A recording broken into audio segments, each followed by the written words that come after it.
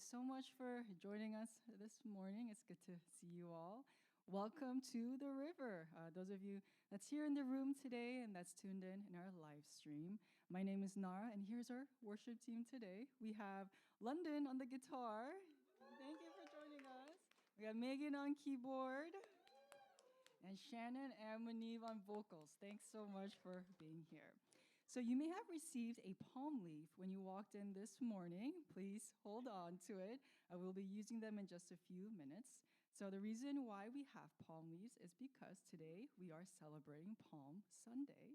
Palm Sunday marks the first day of Holy Week, the last week of Lent, the final events leading up to Jesus' death and resurrection. On Palm Sunday, we remember Jesus' entry into Jerusalem. So during our service today, we're going to hear two stories from the Book of Belonging. The Book of Belonging is an illustrated Bible created by Mariko Clark and Rachel Enelor, designed for children and children at heart. It has beautiful illustrations and invites readers of all ages to explore a more expansive and wondrous view of God. We highly recommend it and have a copy here at church as well. If you're welcome to look at it. So the first story we'll be sharing today is called a peculiar parade. In between the songs, we sing together, and members of the River Youth Group will read sections of the story. And up on the screens, we'll project some images from the book as well. And London will get us started. The rock goat stopped grazing instead. The wild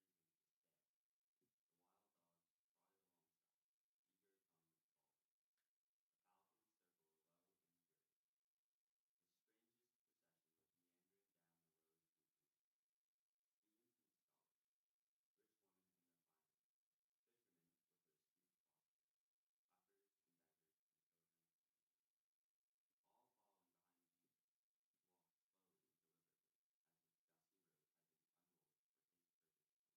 the dusty road had been unrolled for his purpose only. But what is his purpose? That was the question on everyone's mind as they tramped and chattered along, like ducklings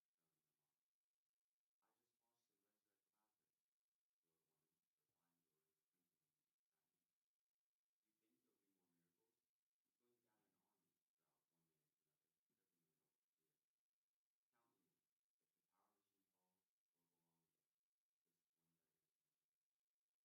growled one man to another, gripping an old spear. Count them in. If the power machine falls, we'll go along with it, hissed one beggar at another. For generations and generations, God's people had shared the old stories and asked the old questions in reverence, wondering, is God still with us? Is God still good? Are we still loved? What about this Roman power machine? Are we forgotten? Have we forgotten? Someday, God would send a rescuer, the old stories said. He will ride on a donkey into the city. He will rescue the people and create a new place of belonging. Someday, God will return to the city. Someday, God will free them. Someday, God will bring a new kingdom to earth. Now, if you're willing and able to, would you please stand with us to sing?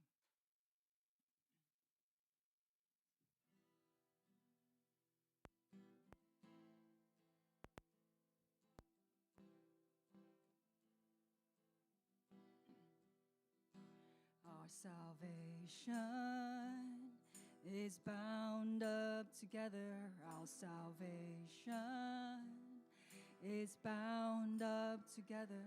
Our salvation is bound up together as we walk through this wilderness. When one suffers, we feel it together. When one suffers, we feel it together. When one suffers, we feel it together as we walk through this wilderness. Nobody can walk this road alone. Bind us together, oh Lord. No man, no woman can walk this road alone. Bind us together, oh Lord. In our laughter, we share joy together. In our laughter, we share joy together. In our laughter, we share joy together as we walk through this wilderness. No one, nobody can walk this road alone. Bind us together, O Lord. No man, no woman can walk this road alone. Bind us together, O Lord.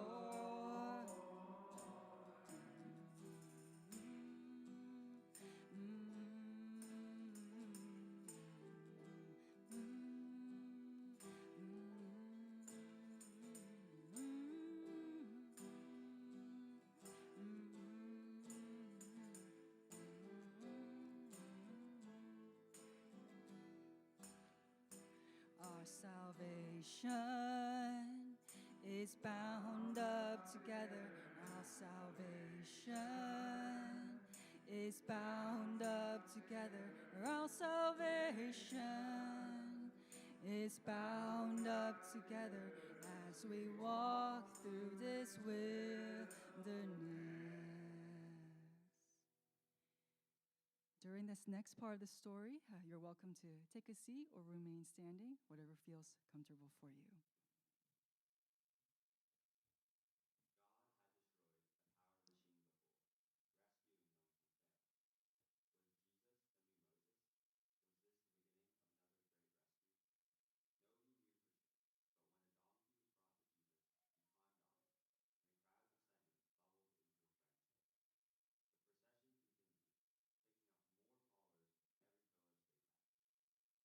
more followers with every village they passed. The people began to sing and dance, waving palm branches and throwing their cloaks on the road. Hosanna, Hosanna, they sang. Rescue us, please. Blessings to the new king. A group of religious leaders hurried up to Jesus as he sat atop the donkey. Calming, they said as they tried to surge around him. Correct them, they spluttered. Hush them. This talk of a new king will only anger the power machine. But Jesus shrugged, dismissing them. If the people don't cry out, then the stones will. And it truly felt as if the stones just might cry.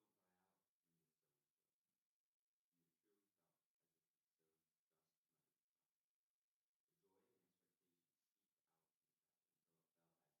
from the crowd until it felt as if even the trees were dancing. The rocks singing and the crowd coming along. It seemed this strange celebration could not be contained. It tumbled and bumbled closer to the city without any of the order or frills you might expect from a royal procession. The songs got louder, and the dust cloud grew among the stumps and whirled as the ragtag crowd spilled over the road. Now it's almost time to use those palm branches. We're going to sing a song called Hosanna, Hooray by the Many. So it is a new song for us, but the lyrics are pretty simple, so you should be able to follow along. The word Hosanna means something like, please save now. This is our prayer. That was the prayer the people had for Jesus as he was entering Jerusalem, and it's a prayer that we can offer God today through our worship. As we sing, you're welcome to clap and to wave your branches in the air, and also feel free to wave hello to some of our river kids who will be making their way around the room to help us gain the spirit of celebration. Let us sing together, and now if you're willing and able, would you please stand with us to sing?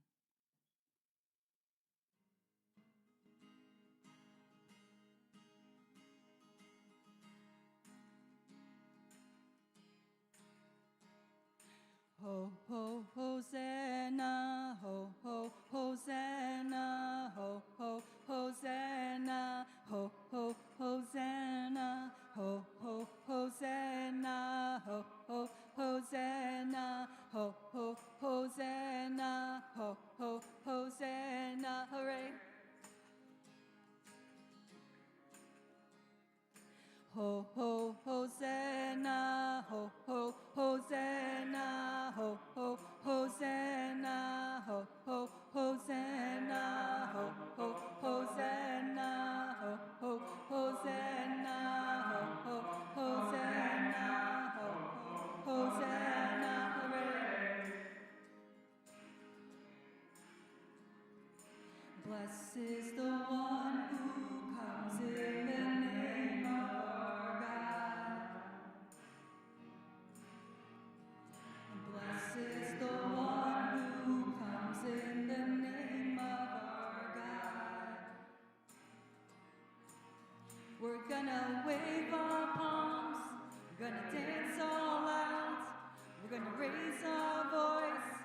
gonna sing and shout, we're gonna wave our palms, we're gonna dance all out, we're gonna raise our voice, we're gonna sing and shout. Ho, ho, Hosanna, ho, ho, Hosanna, ho, ho, Hosanna, ho, ho, Hosanna, ho, ho, Hosanna, ho, ho, Hosanna, ho, ho, Hosanna, ho, ho, Hosanna, hooray! Thank you for joining us, River Kids and volunteers. Thank you so much. Amid all the swirling celebrations, Jesus was weeping. He stared at the grand city, at the center of the promised land,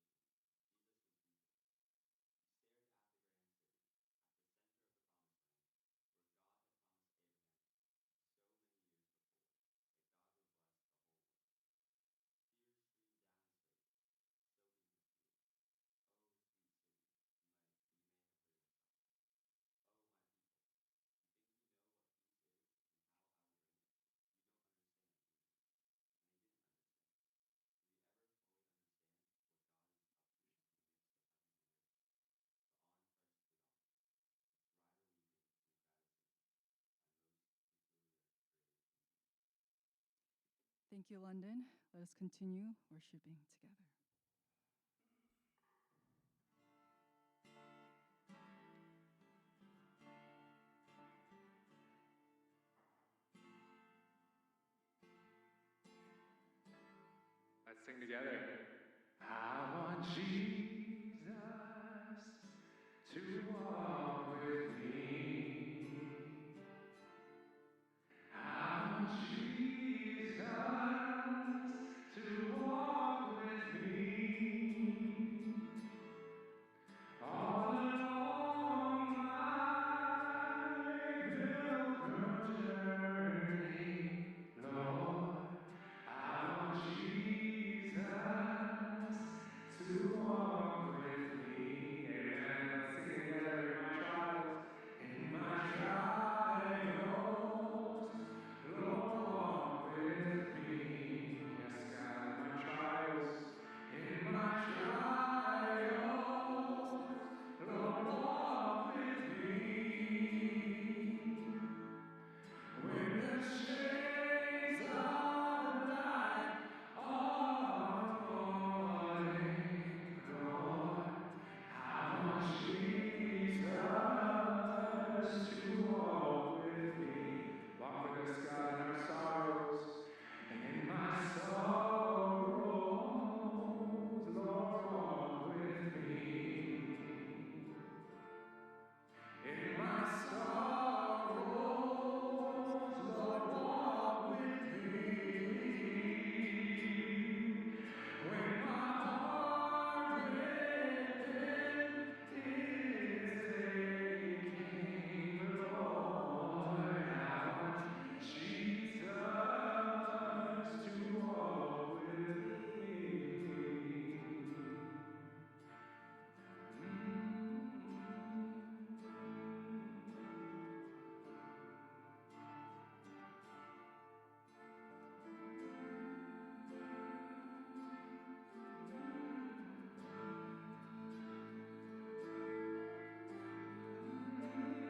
Thank you, God. Walk with us. Be with us in trials and troubles. Let's go ahead and keep singing together. I want Jesus to walk with me. I want Jesus to walk with me. Yes, God. I want Jesus to walk with me. All along my pilgrim journey, Lord, I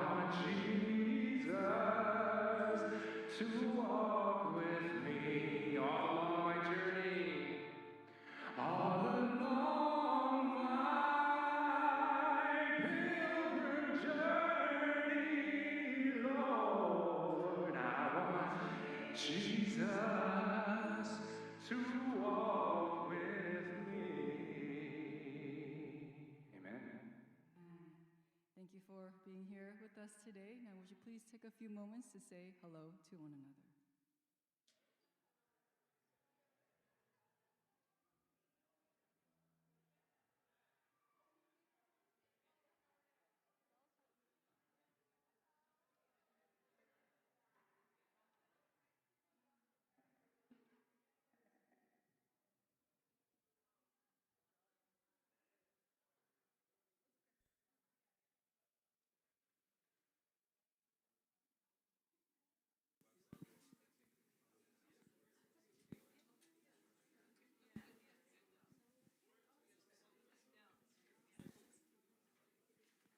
All right. Good morning, everyone. Good to see everyone here today. Welcome. My name is Nara. I love to share a couple reminders and announcements for everyone. So first, hopefully you have received the program on your way in. If not, there's plenty by the entryway. The program is a great way to learn about our upcoming events. Although we do share a couple here on stage, there's a lot more information of what our programs are about and just details of our scheduling, so feel free to check it out. You can also learn about today's day of our speaker and to find more information about our service order and find ways to how to give to the church if that's something you came here wanting to do today. Next, in your program, you should see an insert. On one side, you're going to find instructions for a fun craft way to what you can do for your palm leaf after the service. And on one side, you'll find our connection card. The connection card is for everyone. Those are for our newcomers and those who haven't just been here for many years. You can fill it out as many times as you need. And you can use a connection card to express interest of our events, submit prayer requests or comments, questions, or any suggestions you may have. And there's two options to fill this out. There's a physical copy. You can fill it out and put it in our offering box. Or there's a digital option to fill it out using our QR code. And you'll be able to fill that out. If you never have filled that out before, we would love to be grateful if you will be able to do that today. We would love to give you a warm welcome and sign you up for our weekly email list. All right, next, this August, from Friday, August 7th to Sunday, August 9th, we'll be heading up for our annual retreat at Honors Haven in the Catskills. In the past, many Riverites have described the summer retreat as their favorite event of the year. It's wonderful, time to relax, unwind, get inspired, and connect with everyone. It's tons of fun for all ages. The retreat is designed for singles, couples, and families, and scholarships will be available as well. So please don't let cost prevent you from attending. So please save the date as you're making summer plans and stay tuned for more information on registration.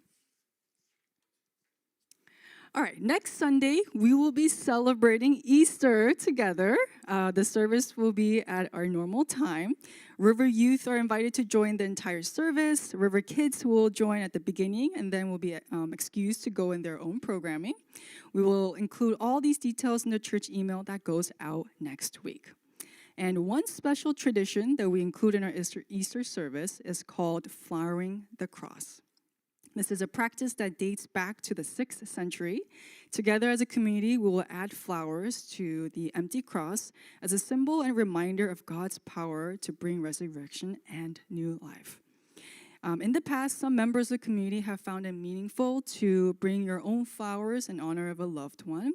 You're welcome to do that, but we'll also have flowers available here for you to use. All right, next for our final announcement, I'd love to invite Scott. Let's give him a warm welcome. Thank you, Nara. So I want to invite all of you this afternoon after church to, if you have no plans or maybe this has been on your plan, but you have an opportunity to partake in a labyrinth walk here at our own church. And we have a short video that I would like to play for you and then just say a couple other things.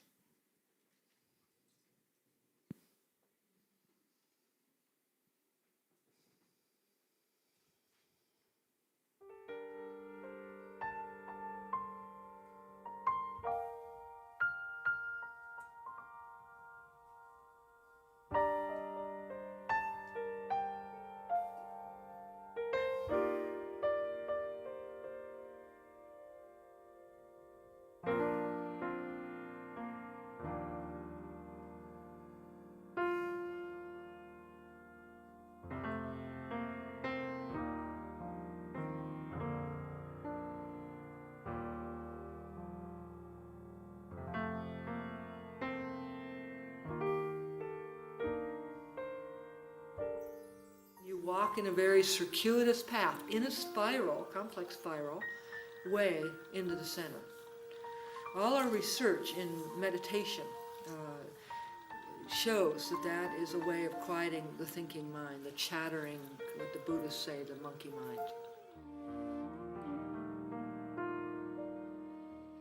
And the labyrinth orders chaos. As walking this circuitous path in your own natural rhythm, from the outer edge, finding your way, just trusting the path to center. However it's used, and that's our Veritas's role, is to teach people how to navigate the inner world, how to navigate what comes up in the labyrinth. Because it's such an amazing grounding tool that once we're grounded and once we connect the imagination to the body, that we then can become an instrument of clarity, an instrument of openness, an instrument to be able to help heal this ailing planet. So you'll have an opportunity this morning to, this afternoon, if you want to stay, to just connect with yourself, to connect with the divine. Perhaps there's something that you've been wondering, a question that you would like to either ask God or even ask yourself that you're trying to discern. And sometimes walking a labyrinth can be really helpful because it's a way to pray, but using movement, using your body. And so it just becomes like a whole way to pray, like using your whole body. And so I just want to invite you, if you don't have plans or you have some free time in your afternoon, to consider staying. And we're very fortunate that we have artists in our own church. And Jay and Faye have actually painted us a labyrinth, which it's part of it is peeking out, which I love. So you can see a little bit here, and the rest of it is covered. And so we're going to uncover it this afternoon, and we're just going to partake, those of us that want to stay around and partake in that. So I just want to invite you to that and consider maybe God is inviting you to encounter the divine this afternoon in a unique way. Thanks so much, Scott. All right, now I'd like to introduce today's speaker. Let's give a warm welcome to Pastor Allison. Thank you.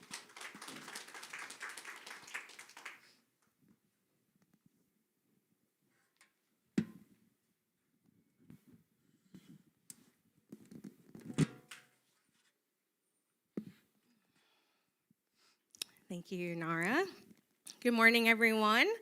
My name is Allison. I'm the lead pastor here at the River. It's so good to be here with you, all of you who are here in person, and also those of you who are tuning in via live stream, welcome. Today is Palm Sunday. And on Palm Sunday, we remember Jesus' entry into Jerusalem. This is a story that is rich with symbolism and irony. The donkey, the cloaks, the palm branches, the crowd yelling Hosanna, the stones crying out. In their original context, all of these elements worked to position Jesus as a victorious ruler. And yet, Jesus was headed to his death. Jesus, through his death and resurrection, ultimately reigned victorious. But it was a victory that looked far different from what those in the crowd must have expected or hoped for. It was a form of victory that may have felt confusing or even disappointing. Cartoonist Steve Thomason created this striking image. It shows Jesus' procession into Jerusalem in comparison to that of Pontius Pilate, the upside-down kingdom of God in contrast to the oppressive might of the Roman Empire. Two different ways of living and moving in the world. The way of force and domination versus the way of unconditional agape love. One commonplace and expected, the other surprising and countercultural, challenging to fully grasp and embody, both for people in the ancient world and for us today. So how fitting is it that Palm Sunday and yesterday's No Kings events fell during the same weekend? Many theologians see in Jesus' procession to Jerusalem parallels to a nonviolent protest march. Ordinary people coming together to stand up to the oppressive power of empire by embodying a different way of moving through the world. From a narrative perspective, there is a lot that happens between Palm Sunday and Easter Sunday, which we'll be celebrating together next week. After entering Jerusalem, every day Jesus went to the temple to teach the people gathered there. The book of Luke tells us that the people were spellbound by what they heard. One day in the temple, Jesus made a big disturbance over ways that the religious leaders had strayed from God's unconditional love. During this week, Jesus spent private moments with his disciples. He taught them, prayed with them, and prepared them as best he could. After the sermon today, we'll hear another story from the Book of Belonging about Jesus' final feast with his friends. Jesus spent time trying to prepare himself for what was to come. In anguish, sweating blood, he earnestly poured himself out in prayer.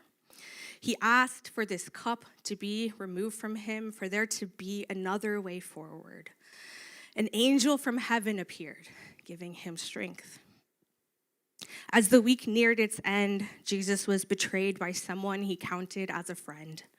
He was arrested, questioned, mocked, tortured, and finally executed on a cross. A lot happened between Palm Sunday and Easter Sunday. The stories of Holy Week are rich, layered, provocative, and often heavy and hard to take in. Really, we would benefit from having more time to sit with them, which is why I often think it's a shame how, unless you have a week to spend attending services every day, the liturgical calendar forces us to move through them quickly, straight from Palm Sunday to Easter Sunday. I don't know enough about the history of liturgical formation to know exactly how or why the church calendar was designed like this, but I can't help but notice it reflects the tendency that we have to try to ignore or to escape the ache of being human. The ways that we not only try to avoid suffering and death through reasonable measures, but also the impulse we have to stigmatize, pathologize, and deny their existence altogether. I'm not saying that we should glorify pain, suffering, or loss. Doing that is toxic. At the same time, when we disconnect ourselves from discomfort, from longing, from grief, we unintentionally end up shrinking our lives and our ability to both give and receive love. This year, during Lent, author and professor at Duke Divinity School, Kate Bowler, has been exploring the idea that as human beings, we're born with an ache or a longing that never fully goes away. Bowler describes this insight as feeling both very true and very inconvenient, and I would agree with her. Aching for something more seems to be hardwired into us as human beings. It's for this reason that in any good story, we quickly learn what challenges the protagonist is facing and exactly what it is that they're yearning for.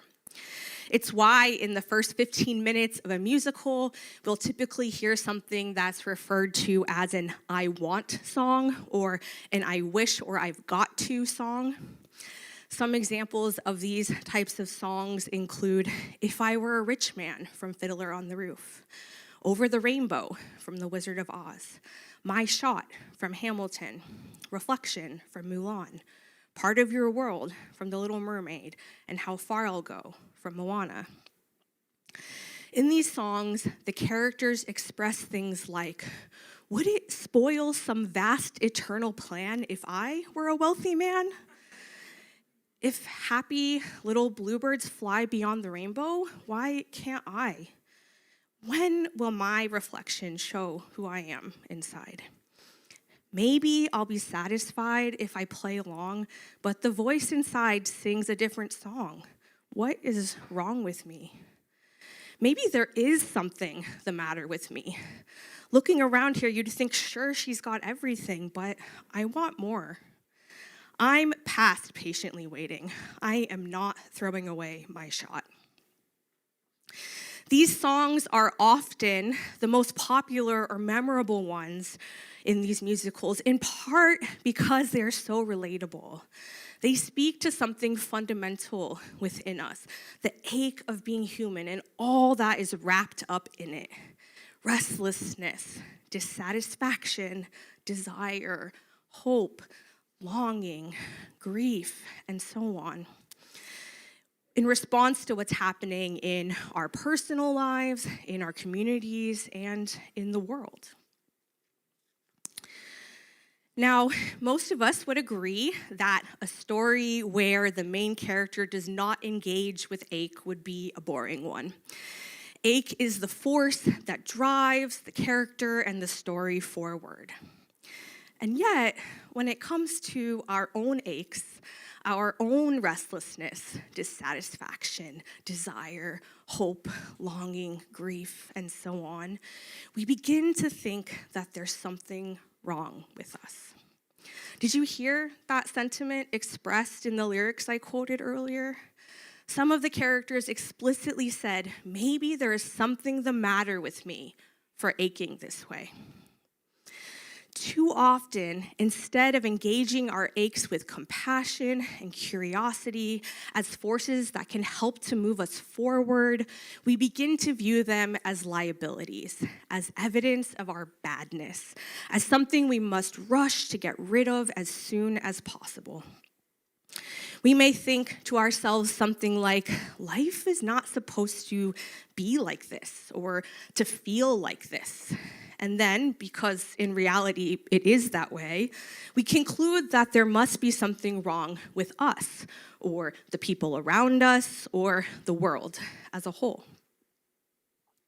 Bowler puts it like this: we keep waiting for a version of ourselves or a version of the world where that ache resolves, where it finally quiets down, where we get to say, this is it, I've arrived.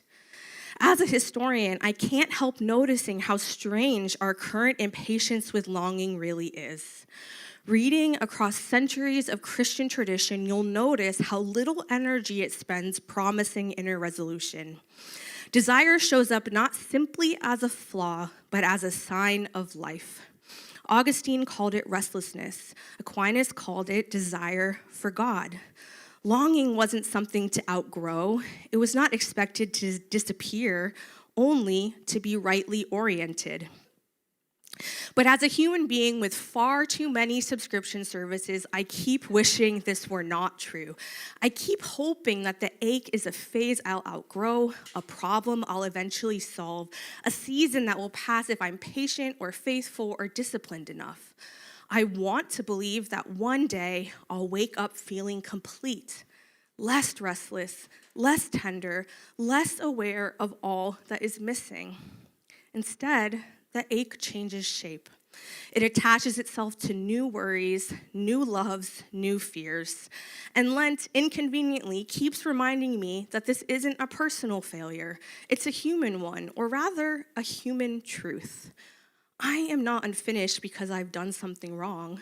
I am unfinished because I am alive. I love that. I am not unfinished because I've done something wrong. I am unfinished because I am alive. When I first read the essay that I just quoted here, I was really struck by Bowler's perspective as a historian. It caught my attention when she said, as a historian, I can't help noticing how strange our current impatience with longing really is.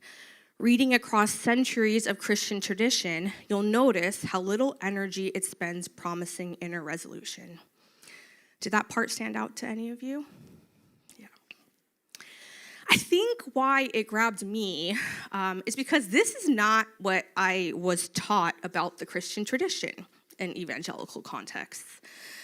I was presented with this idea that each of us has a God-shaped hole in our hearts that can easily be filled by following Jesus and committing to Christian community. This is what I was taught, and so for many years I pursued Jesus and Christian community with everything I had, desperately hoping that it would make the ache go away. Many things improved in my life for the better during that time, but the ache did not go away. And so I eventually concluded that there must be something wrong with me. But what if there was never anything wrong with me? What if the problem was the framework itself? Across centuries of Christian tradition, Bowler wrote, desire shows up not simply as a flaw, but as a sign of life. Centuries of Christians did not view restlessness, desire, and longing as things to outgrow and to try to eliminate altogether. They viewed them as signs of life, as gifts that when rightly oriented can help us to connect more deeply with God, with ourselves, with others, and with the world. Looking back now with this perspective in mind, it seems odd to me that Christians would ever conclude that the ache of being human was something to be solved. I say this because if we look at Jesus' life as it is portrayed in the Gospels, it is very clear that he himself experienced the ache of being human. Jesus, as God incarnate, embraced the fullness of the human experience, including all of its aches. Doesn't it logically follow then that if we call ourselves followers of Jesus, we should try to live like he did, honoring our humanness instead of running from it? While preparing this sermon to try to help myself connect more deeply with Jesus' humanness, I decided to go through the Gospel of Mark and write down every time that it mentioned or described Jesus showing an emotion. Now, I feel fairly confident that, like any other human, Jesus experienced countless emotions every day. But there are a very limited number of verses where they are explicitly named or described in Mark's gospel. And so I wanted to focus on those.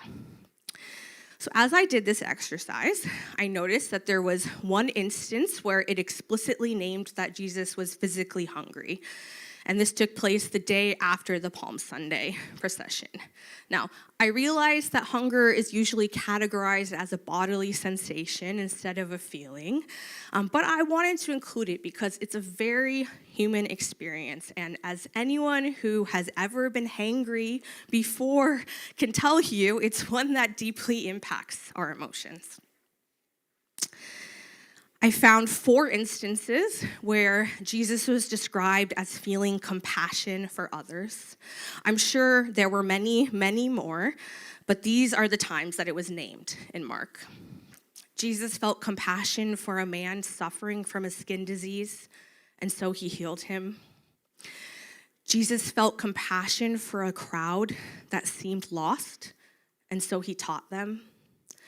Jesus felt compassion for a crowd that was hungry, and so he fed them. Jesus was moved with love when speaking to a man who was both devout and wealthy, and so he challenged him with kindness. In each of these instances, Jesus ached for those in front of him, and he did what he could to help them.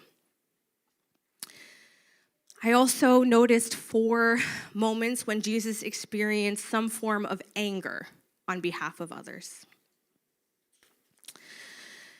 When religious leaders disapproved of his decision to heal a man on the Sabbath, Jesus was angry and he grieved their hardness of heart. When his hometown neighbors took offense to a lowly carpenter teaching with wisdom and doing deeds of power, Jesus was amazed at their unbelief.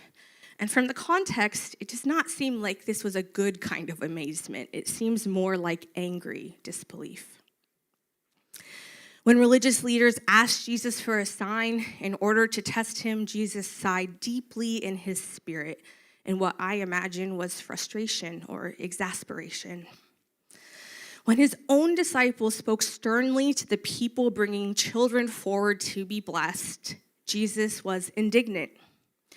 Jesus quickly put a stop to it and explained why the beliefs behind their actions were faulty. In each of these instances, Jesus ached when people, whether they be religious leaders, his neighbors, or his own disciples, tried to limit the outward flow of God's love. Jesus wanted more for all of them. He wanted all people to be participants in the cycle of love, giving and receiving, pouring out and being filled again. And so he ached when he saw them being constrained and harmed by things like fear, scarcity, and envy.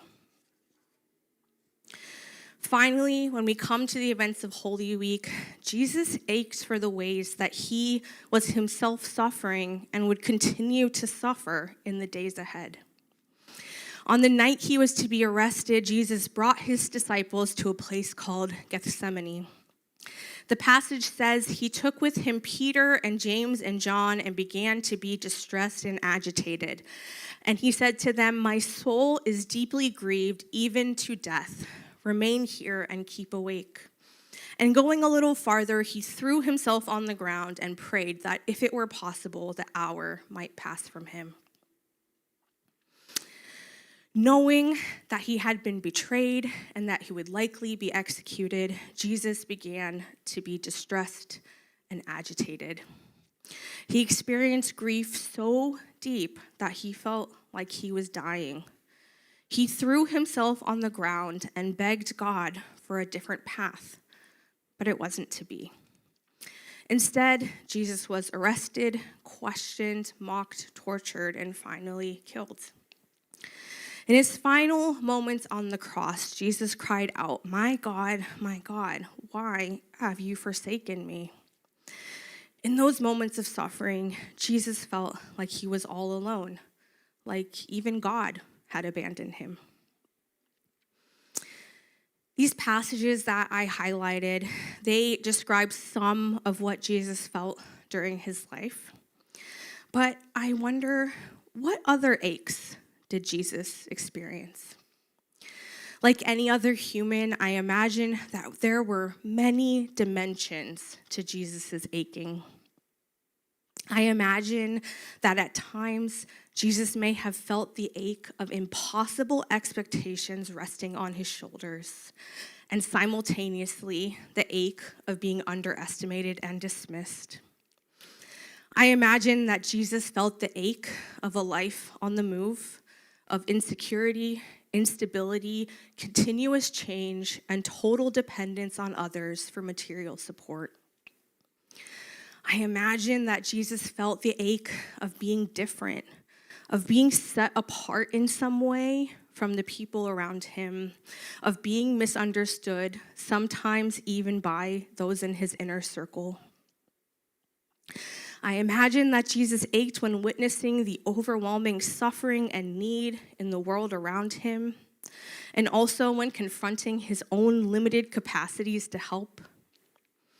I imagine that at times Jesus felt the ache of wondering if he was making a difference, if what he had to offer the world was enough. I imagine Jesus felt the ache of knowing he was running out of time to accomplish all that he wanted to accomplish, and time to spend with those that he loved. I imagine that Jesus felt the ache of knowing he was on the right path while still wishing it didn't hurt so much, of hoping that there was some other way, even while knowing that there wasn't. And during Holy Week, I imagine that Jesus felt so many kinds of ache. The ache of being betrayed by someone he thought he could trust, of his grief being too big for those around him to enter into with him, of being falsely accused and mocked, of being detained and tortured, of his biggest supporters denying him, of feeling abandoned by God. If Jesus, God incarnate, could not escape the ache of being human, then it seems incredibly unreasonable to expect that we should be able to do so. More than that, if Jesus did not try to deny or to solve the problem of the ache of being human, then perhaps we shouldn't be trying to do that either. What then are we to do with the ache? I want to return for a moment to Kate Bowler's words that I shared earlier. She wrote, "As a historian, I can't help noticing how strange our current impatience with longing really is. Reading across centuries of Christian tradition, you'll notice how little energy it spends promising inner resolution. Desire shows up not simply as a flaw, but as a sign of life. Augustine called it restlessness. Aquinas called it desire. Longing wasn't something to outgrow. It was not expected to disappear, only to be rightly oriented." It wasn't something to outgrow. It wasn't expected to disappear. It was only meant to be rightly oriented. Oriented to help us connect more deeply with God, with ourselves, with others, and with the world around us. The question then is, how do we rightly orient the ache of being human? There is, of course, no one right way to do this. But a tool that has been helpful to me is the RAIN feelings check-in. I'm going to walk you through it now, but don't worry about memorizing the details. This is one that was included in the 40 Days of Faith guide, and you can find all the steps in there. So the first step, the R step, is to recognize what is going on. The purpose of this step is just to notice what is going on inside of us. Just to notice, not to analyze or to judge or to try to change anything. To instead of looking away from our ache, to acknowledge and name its presence. Awareness is valuable because it helps us to create some space between our emotions and our response. It allows our brains and our bodies to begin regulating. And if we can't identify what's driving us, then it will continue to orient us instead of the other way around. Once we've recognized what's going on inside of us, our thoughts, feelings, impulses, and bodily sensations, we can move on to the A step. Allow the experience to be there, just as it is. Our impulse is often to resist or to suppress uncomfortable emotions. Unfortunately, instead of making them go away, this often just increases their intensity. Allowing, on the other hand, sends a signal of safety to the nervous system, which sets the stage for future processing, growth, and change. I want to be clear that allowing does not mean agreement, approval, or resignation. Instead, it's about accepting the reality of what is currently present, letting it be there without trying to change it, at least for now. After allowing, the next step is to investigate with interest and care. Investigation allows us to take what we have noticed in the previous steps and to continue to dive deeper. When we investigate, we turn toward our emotions and experiences with curiosity and kindness rather than with judgment or a need to fix. Engaging our emotions with curiosity helps us to hear the messages or signals that they have for us. And sometimes when they receive our attention via gentle inquiry, when they know that they're being heard, they're often able to begin quieting down a bit. After allowing, the final step is to nurture with self-compassion. The purpose of the nurture step is to respond to ourselves with kindness and compassion. It can help to start by asking yourself, how can I respond to this moment with care?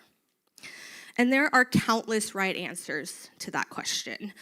The 40 Days of Faith guide includes some specific suggestions. Throughout the 4 steps, or as an additional 5th step, I like to interact with God in prayer. I find that turning my attention to God's presence is comforting, and also, as I described in my sermon last week, it can often help me to open up to new life-giving perspectives that I wouldn't have thought of before.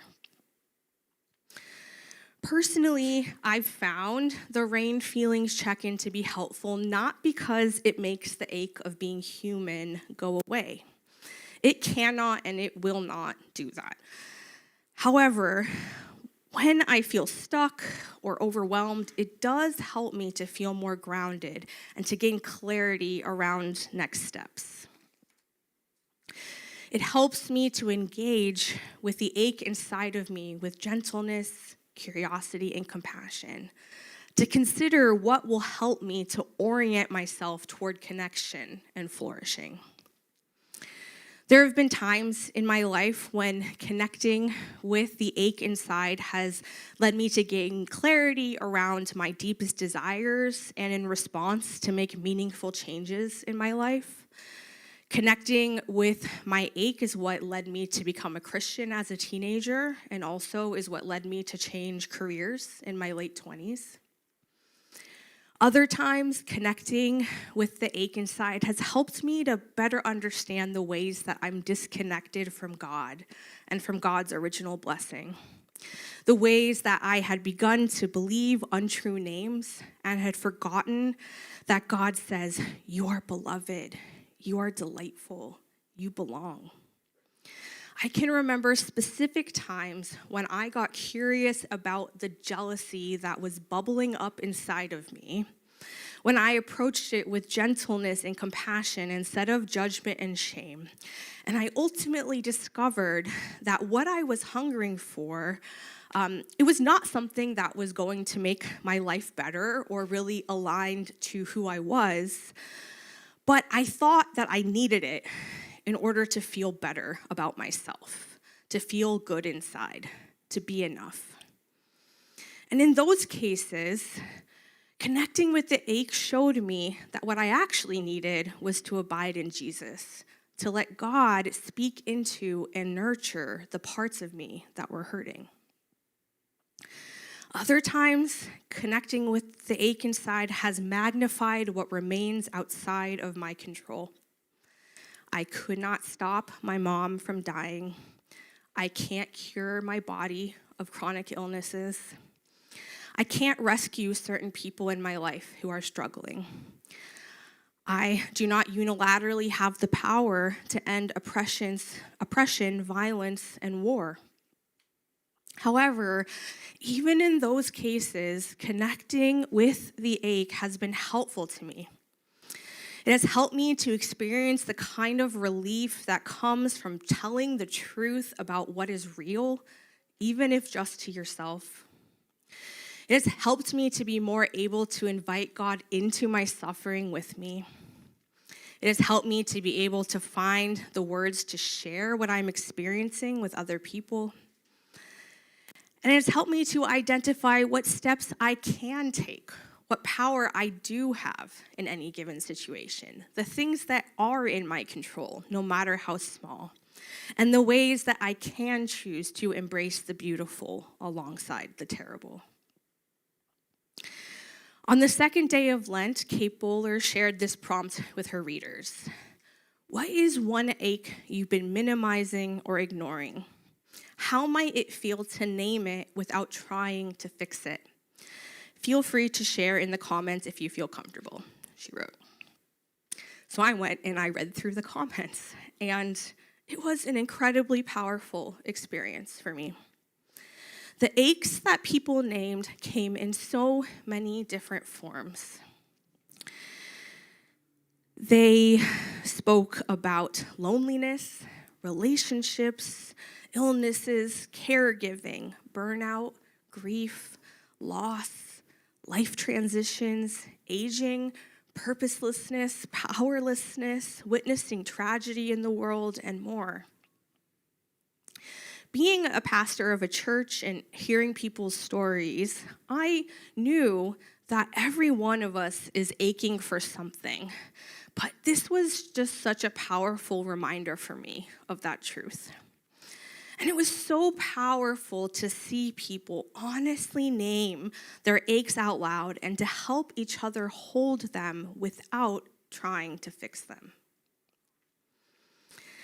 I don't know if this is true for you, but on my less generous days, on the days when I am less connected to my best, largest, kindest, most inclusive self, as Richard Rohr puts it, I can forget that everyone is aching in one way or another. I can become fixated with the specificities of my own aches and start telling myself all sorts of stories about how other people have it better than me or won't understand because they haven't gone through it themselves, and so on and so forth. And there is some truth to this. There is a difference between talking to someone who gets it because of personal experience and someone who, though they are curious and empathetic, hasn't lived it themselves. Sometimes it's totally reasonable to only want to talk to people who have a shared experience with you. But I also know that there are times when I have taken this too far. I have forgotten that other people have aches of their own that I do not fully understand either. I have made myself lonely by withdrawing and isolating for the sake of self-protection. I have closed myself off to people who would have been eager to support me and who, had I given them the chance, could have shown me that they too know what it's like to ache, even if their ache looks different from mine. And so I'd like to leave all of you today with the same prompt that Kate Bowler offered to her readers. What is one ache you've been minimizing or ignoring? How might it feel to name it without trying to fix it? Start by naming it for yourself. And if you're feeling a little bit brave, I'd encourage you to share it with someone else. It could be me or someone else at the river or a therapist or a friend or a family member. And I'd encourage you, as you do, try to remember that to ache is to be human, and that you are not unfinished because you've done something wrong. You are unfinished because you are alive. To close, I'd like to share a blessing, which also comes from Kate Bowler. God, I carry around this incompleteness, this drive for fulfillment that always seems just around the corner. If only I could get it together and find my true calling, my real passion, or the right plan. God, help me, guide me. What am I missing? Blessed are we who strive earnestly to change ourselves and the world around us, but feel the drag and pull of what won't budge, the weight of all our limited and frail humanity. We carry it with us. Blessed are we, the hungry in lives that are both too much and not enough, willing to tell the truth to ourselves and to each other that we languish here. In what is perhaps the central paradox of our condition, that what we hunger for more than anything else to be known is to be known in our full humanness, and yet that is often just what we also fear more than anything else. To be fully known and fully loved in all our humanity, and that is a God-sized project. Blessed are we, thankful that we can live our human-sized lives in the glad company of the vulnerable and the broken. the imperfect made whole in the love of God through Jesus Christ. Maybe it's right to be hungry and stay that way. At this point, I'd like to invite the worship team back up to the stage. In just a few minutes, we'll move into a time of responding through musical worship. One option during that time is to go and receive prayer from a member of our prayer team in the back of the room. If you came today with something weighing on you, we have members of our church who are specially trained to listen to you and pray with you about whatever may be going on in your life. If this would be helpful to you, please feel free to make your way to the back of the room at any point during the next few worship songs. Another option today will be to take part in communion. During the first song, trays with the communion elements will be passed around each section of the sanctuary. If you are tuning in via live stream, feel free to participate using whatever you have on hand. Here at the River, communion is open to anyone who would like to participate. This is a reflection of our conviction that all are welcome at God's table, without exception. So if you'd like to participate, feel free to take one of the communion cups when the trays come around. In each cup, the top layer has a wafer and the bottom layer has juice. At its heart, communion is an act of remembrance, an act of saying yes.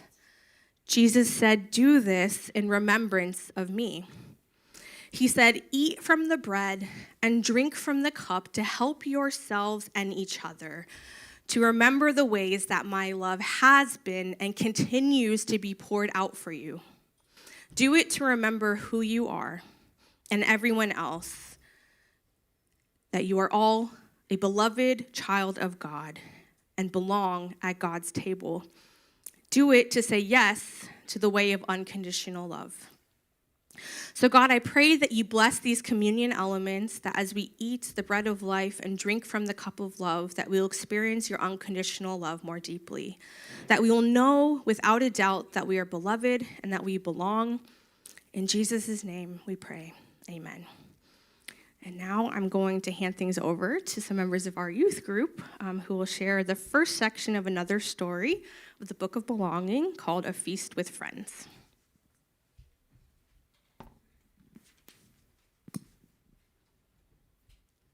The air felt heavy and expectant, as if the room were holding its breath. Jesus sat at the table with his friends, chatting quietly in the flow of the candles. Passover was usually a lively holiday for remembering and celebrating how God rescued God's people from Egypt's power machine. The city swelled with people and parties. There were stories, songs, and cheer. But this year, in this room, it felt different. Jesus stood with the bread in hand. His friends waited for him to recite the traditional Passover words, but he surprised them all. Instead, he said a blessing, broke the bread, and handed it to them, saying, "This is like my body. Soon it is going to break." Lifting his cup, Jesus went on, "And this is like my blood. Soon it is going to pour out." His friends were sad and confused. Breaking bodies, pouring blood. Passover was supposed to be fun, a time to celebrate, rescue, and freedom. They didn't understand yet that in his own way, Jesus was celebrating rescue and freedom. Something new was happening that only Jesus understood. Just like the escape from Egypt so many centuries before, God was going to lead people to freedom and belong with them in a new way. Jesus understood that this was something worth celebrating. Thank you, Zoe and Allison, for the beautiful message. Now we will move into a time of responding through worship. During this next song, the communion trays will be passed around. Oh, it's already passed around. Thank you. Please remain seated until they make your way through. And once you're done, feel free to stand with us to sing.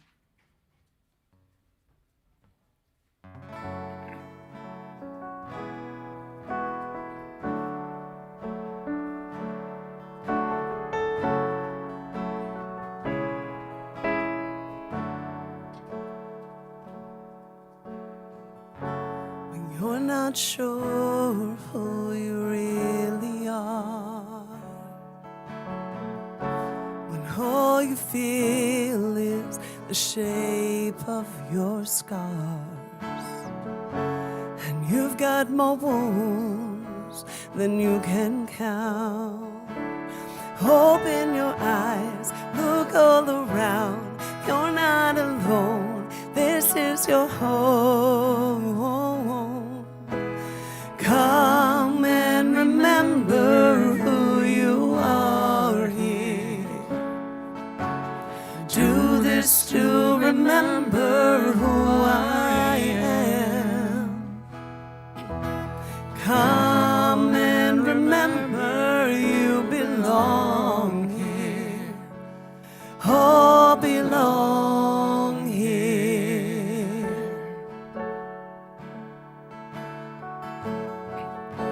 When you don't know how to forgive,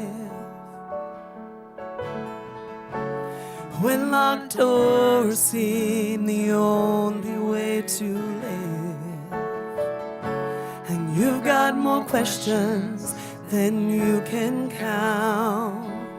Open your eyes, look all around. You're not alone, this is your home. Come and remember who you are here. Do this to remember who I am. Come and remember you belong here. All belong here. At this table, come as you are, broken and bleeding, it's okay. At this table, eat and be filled.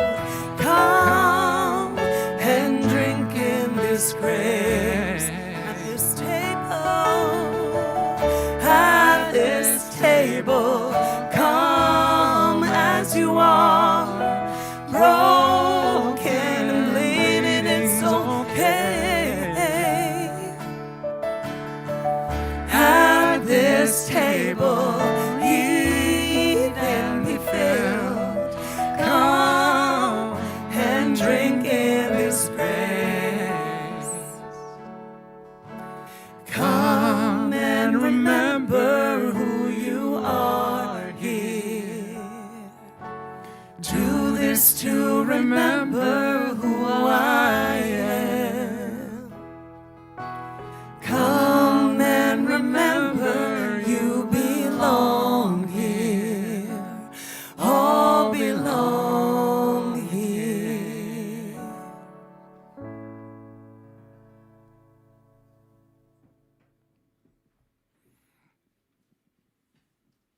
In some mysterious way, the suffering of Jesus' human body was going to be part of the rescue story.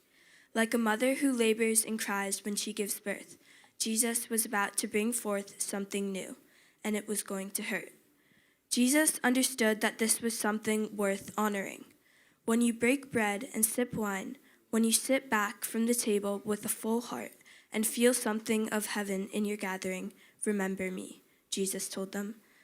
Some things happen that are so important and mysterious that we simply can't fit them into our human heads and hearts. They weigh us down like big, heavy stones as we puzzle and wrestle. It helps to do something with our hands and our time to give those big feelings a place to rest. We call that a ceremony. Jesus was giving his friends the gift of a remembering ceremony before they even know they would need it. There was something about to happen that would change the world forever. It would confuse and inspire humans for the rest of history. Jesus didn't give his friends an explanation or a lesson. He just gave them a ceremony, a place to put their sadness, confusion, doubt, awe, and gratitude. Jesus looked around the table at his friends. Oh, how he loved them fiercely, and he would love them right up until the end. He was making a love promise to his friends, one that he wanted them to remember in their gatherings. Remember to remember to remember. Like Moses sending God's people into the promised land, Jesus was getting his disciples ready to live in a type of new world, a rescued world, a world without him. Let us sing the next song together.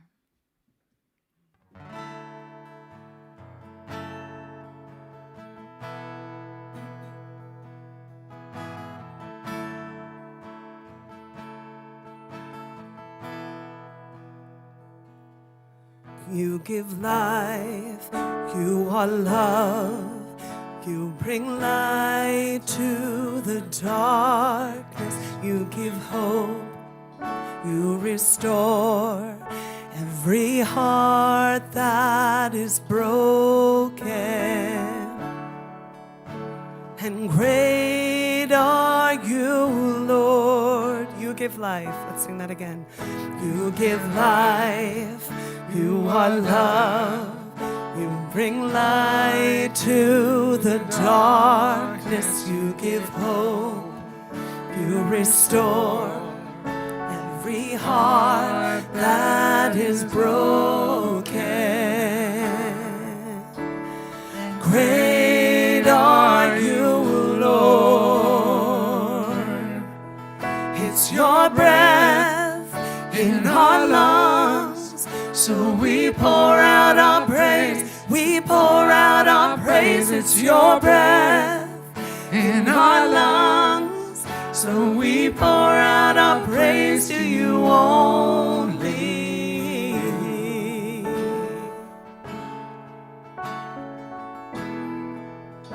You give life. Let's sing that again. You give life. You are love. You bring light to the darkness. You give hope. You restore every heart that is broken. And great are you, Lord. It's your breath. It's your breath in our lungs, so we pour out our praise. We pour out our praise. It's your breath in our lungs, so we pour out our praise to you only.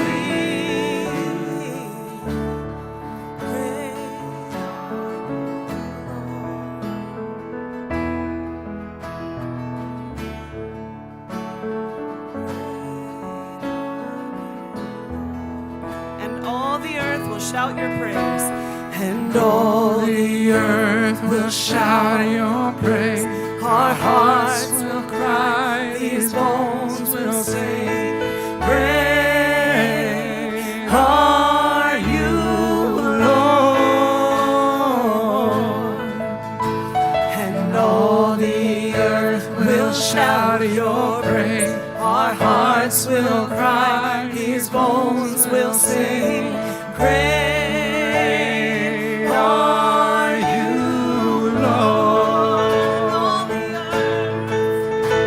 And all the earth will shout your praise. Our hearts will cry, these bones will sing.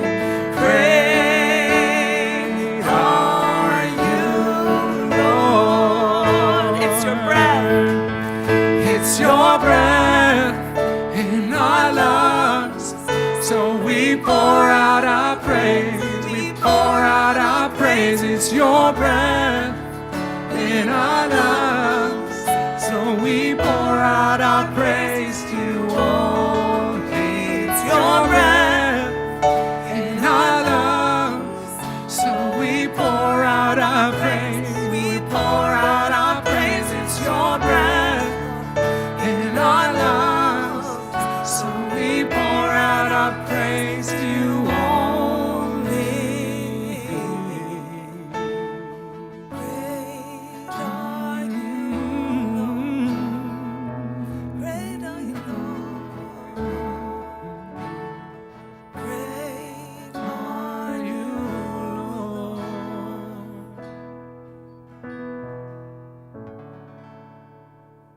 Amen. Before we end the service, we do have one more reading and song to go, first I'd like to share a couple of reminders. First, we have our River Lending open for use. We're always adding new books there, so feel free to borrow some books if you like. And also, this friendly reminder, we have 4 restrooms, not just one, and we got extra sinks around the corner. And finally, you're invited to stick around for the Labyrinth experience happening after the service today. We'll need about 10 to 15 minutes or so to set up, and then we'll get things started here in the sanctuary. With those announcements out of the way, let me turn things over to Leah to finish today's story.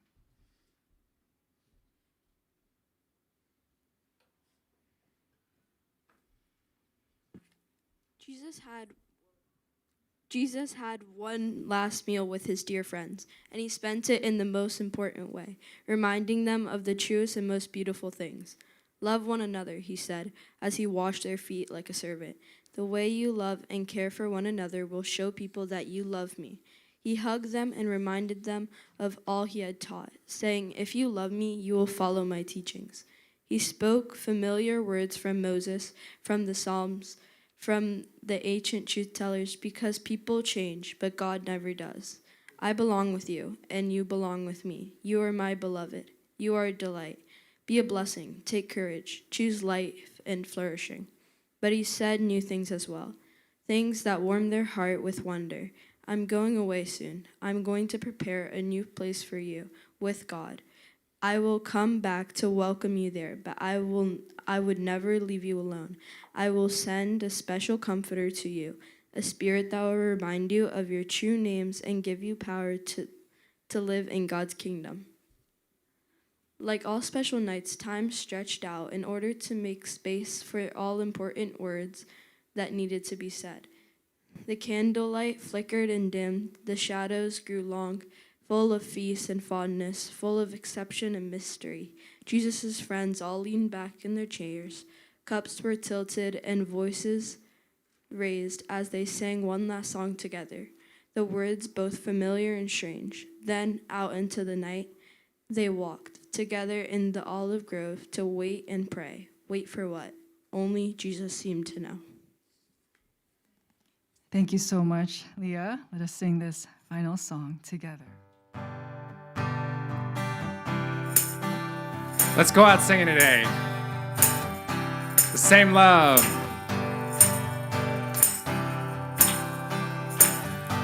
Here we go. You choose the humble and raise them high. You choose the weak and make them strong. You heal the brokenness inside and give us life. The same God that sets the captives free, the same God that opens eyes to see is calling us all by name. You are calling us all by name. The same God that spreads the heavens wide, the same God that was crucified is calling us all by name. You are calling us all by name. Amen. You take the weary ones. You take the weary ones aside and speak the words. You are mine. You call the outcasts and the proud.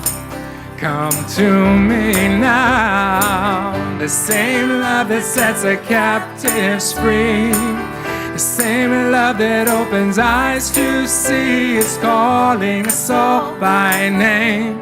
You are calling us all by name. The same God that spreads the heavens wide, same God that was crucified is calling us all by name.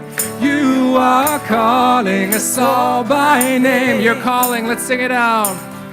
You're calling, you're calling, you're calling us by your love. You're calling, you're calling, you're calling, you're calling us by your, let's call it out. You're calling, you're calling, you're calling us by your love. You're calling, you're calling, calling us by your love. Last time you're calling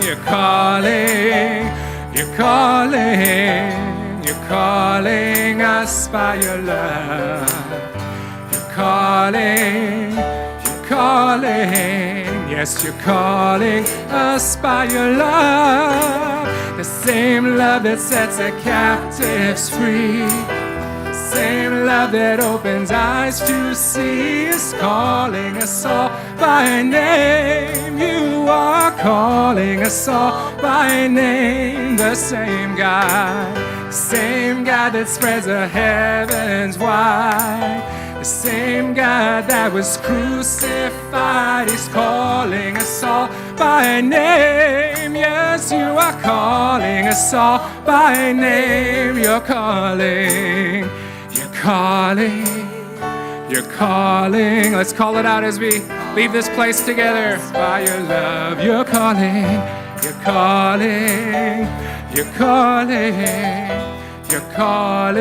us by your love. Amen. Amen. Thank you so much for being here. Feel free to stick around, be with the community. We'll see you soon. Thank you. 1, 2, 3, 4.